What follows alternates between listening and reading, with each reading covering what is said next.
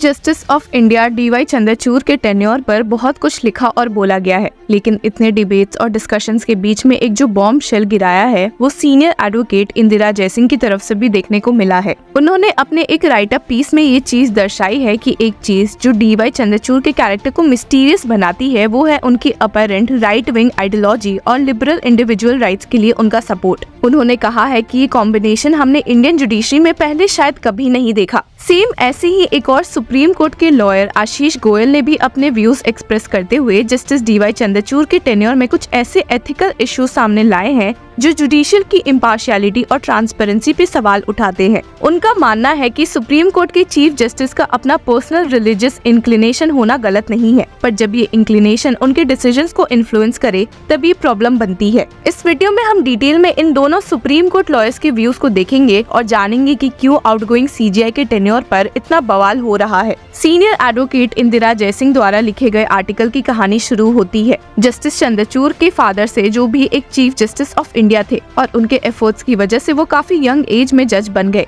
Allahabad high court का experience उन्हें मिला और 2016 में सुप्रीम कोर्ट में भी जज बन गए। ये वो वक्त था जब राइट विंग हिंदू पार्टी ने पॉलिटिकल पावर होल्ड किया था और जस्टिस चंद्रचूड़ एक हिस्टोरिकल मूवमेंट थे जहां उनके पास हिंदुत्व के राइज को रोकने का मौका था। लेकिन क्या वो इस प्रेशर के सामने टिक पाए? सुप्रीम कोर्ट में जस्टिस चंद्रचूड़ ने 7 डिफरेंट चीफ जस्टिस के अंडर काम किया है और उनके कुछ जजमेंट से ह्यूमन राइट ग्रुप्स को होपफुल बनाया। 2017 में उन्होंने लैंडमार्क पुत्तस्वामी केस में राइट टू प्रिवेसी को फंडामेंटल राइट डिक्लेयर किया और अपने फादर के ADM जबलपुर जजमेंट को भी फॉर्मली ओवररूल किया, जो इमरजेंसी के दौरान राइट टू लाइफ को सस्पेंड करता था। फिर नवतीज जोहर केस में उन्होंने सेक्शन 377 को डीक्रिमिनलाइज करके LGBTQ राइट्स को प्रोटेक्ट किया। ये जजमेंट्स ने उनकी एक लिबरल इमेज को एस्टैब्लिश किया और उन्होंने ह्यूमन राइट्स के लिए अपनी डेडिकेशन दिखाई। लेकिन सीनियर एडवोकेट इंदिरा जयसिंह का मानना है कि इन लिबरल डिसीजंस के बीच में कुछ केसेस ऐसे भी आए जहां उनके जजमेंट्स ने उनकी आइडियोलॉजी पर क्वेश्चन रेज किया। तहसीन पूनावाला केस में एक जज के अननेचुरल डेथ का इन्वेस्टिगेशन किया जाना चाहिए था, क्योंकि जज एक सेंसिटिव केस देख रहे थे जिसमें आज के एक हाई प्रोफाइल मिनिस्टर भी अक्यूज थे। लेकिन जस्टिस चंद्रचूड़ ने इन्वेस्टिगेशन को अलाउ नहीं किया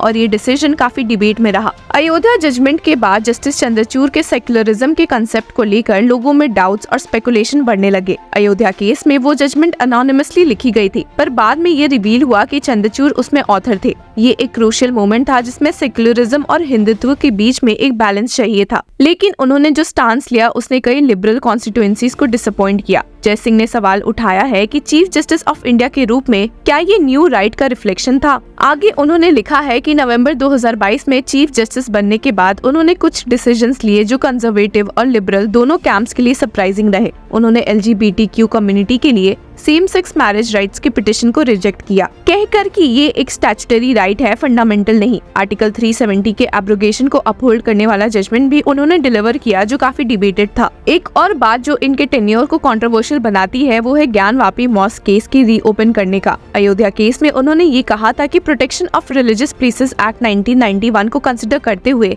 दूसरे डिस्प्यूटेड साइट्स के केसेस को नहीं खोला जाना चाहिए। लेकिन ज्ञानवापी के केस में उन्होंने एक अलग स्टांस ले लिया। जयसिंह का आर्टिकल इस बात का भी मेंशन करता है कि जस्टिस चंद्रचूड़ ने सो मोटो जुरिस्डिक्शन को भी कई जगह पर यूज किया जहां इसकी लीगल आउटकम तो अनक्लियर थे, लेकिन इसका पॉलिटिकल इम्पैक्ट जरूर देखा गया। उन्होंने कहा है कि मणिपुर और वेस्ट बंगाल में केसेस लिए, कहकर कि वहां के इवेंट्स ने नेशन की कॉन्शियस को शॉक किया है। लेकिन ये केसेस में भी क्रिटिसिज्म आया कि सुप्रीम कोर्ट के सो मोटो कॉग्निजेंस से पॉलिटिकल सॉल्यूशंस को अंडरमाइन किया गया और पॉलिटिकल अकाउंटेबिलिटी को अवॉइड करने का एक रास्ता मिल गया। वेस्ट बंगाल के डॉक्टर सेफ्टी इशू या मणिपुर के इंसिडेंट के केसेस में भी सो मोटो इंटरवेंशन हुआ, लेकिन ये इंटरवेंशन सिर्फ एक लिमिटेड एक्सटेंट में ही इफेक्टिव रही और ग्राउंड पर इश्यूज रिसॉल्व नहीं हुए। उनके टेन्योर में बेल देना और प्री ट्रायल जेल को लेके सुप्रीम कोर्ट का अप्रोच और कंजर्वेटिव हो गया। सीनियर एडवोकेट जयसिंह का मानना है कि ये आर्ग्यूमेंट्स और डिसीजंस मिलकर एक ऐसा इमेज बनाते हैं जिसमें लिबरल और कंजर्वेटिव आइडियोलॉजीज के बीच एक कॉम्प्लेक्स में दिखाई देती है। ये दोनों साइड्स को रिप्रेजेंट करते हुए जस्टिस चंद्रचूड़ ने एक न्यू राइट आइडियोलॉजी का इंप्रेशन बनाया है, एक ऐसी आइडियोलॉजी जिसमें कॉन्स्टिट्यूशन के ऊपर एक और मॉरलिटी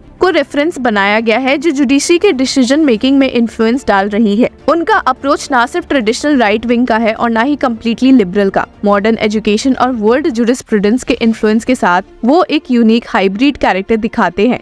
जो इंडियन जुडिशरी में एक नए एरा को रिप्रेजेंट करता है। जयसिंह मानती है कि ये एक मिक्स्ड लेगेसी की कहानी है, जहां एक और सीनियर एडवोकेट इंदिरा जयसिंह ये बोल्ड व्यूज लेकर पेश हुई है, वहीं एक और supreme court lawyer Ashish Goyal ने भी एक आर्टिकल लिखते हुए कहा है कि जस्टिस चंद्रचूड़ का रिलीजन से अटैचमेंट और उससे रिलेटेड प्रैक्टिसेस पब्लिक में ओपनली शो करना काफी लोगों को अनईजी लगता है। उन्होंने कहा कि सीजीआई ने सोमनाथ और द्वारका जैसे प्रोमिनेंट हिंदू टेम्पल्स विजिट किए थे गुजरात में सैफरन अटायर में, जिसमें काफी लोगों ने इनकी इम्पार्शियलिटी पर सवाल उठाया था। ये इंसिडेंट उस वक्त हुआ जब अयोध्या टेम्पल इनॉग्रेशन होने वाला था, जो मेजरली हिंदू मेजिटोरियनिज्म का सिंबल माना जाता है। Indian constitutional democracy should be based not on trust but on accountability की स्टेटमेंट इस बात को और रीइंफोर्स करता है कि जुडिशरी को पब्लिक फेथ और ट्रांसपेरेंसी के साथ फंक्शन करना चाहिए। एक और कंट्रोवर्सी तब खड़ी हुई जब सीजीआई ने अपने रेसिडेंस पे एक रिलीजियस फंक्शन के लिए प्राइम मिनिस्टर नरेंद्र मोदी को बुलाया और इस इवेंट को पब्लिसाइज किया। सीजीआई ने मीडिया के सामने कहा कि पीएम और जुडिशरी के हेड के बीच प्राइवेट बैठक में जुडिशियल मैटर्स डिस्कस नहीं होते, लेकिन ऐसे प्राइवेट मीटिंग्स पब्लिक में जुडिशरी के इंडिपेंडेंस पर सवाल खड़े कर सकते हैं। Goyal said any closed door private meeting between the head of the political executive and the head of the judiciary